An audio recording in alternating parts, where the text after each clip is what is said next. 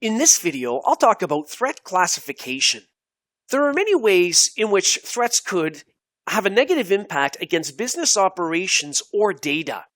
So it's important that we organize threats, which allows for easy prioritization. This is where our attention should go, the most important assets that are threatened. So then we take a look at the impact on business operations, business processes, including relevant data.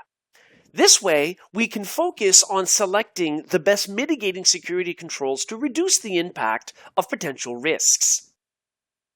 Known threats include things like viruses that have a known signature that can be detected by a malware scanner.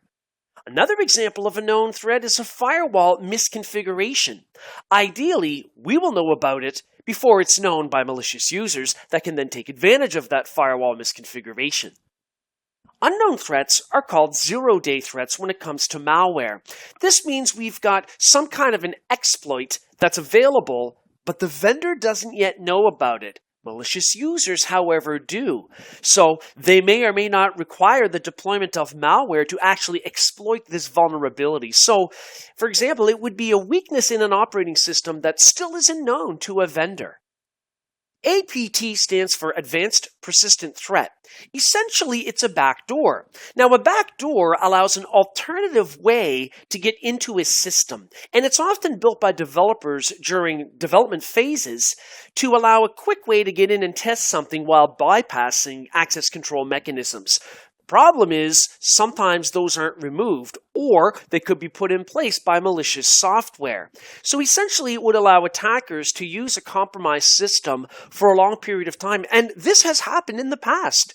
Think about Nortel, for example, where Chinese hackers had compromised their network and been in for almost a decade. Let's take a look at a threat classification criteria example. So the first thing we have to consider is the threat source. In this case, let's assume it's external. We then have to think about the threat agent. How is that being delivered, that threat? How is it being materialized? And in our example, let's say it's ransomware.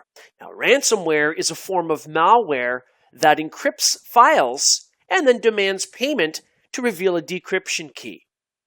So what would the threat motivation be? Because that's the next idea we have to think about. In this case, it would be financial, receiving a payment and ideally providing a decryption key to the victim after receiving the payment. The next thing to consider when classifying threats is the threat intention. Is it malicious, as is the case with ransomware, where the motivation is financial, or is it some kind of an accident?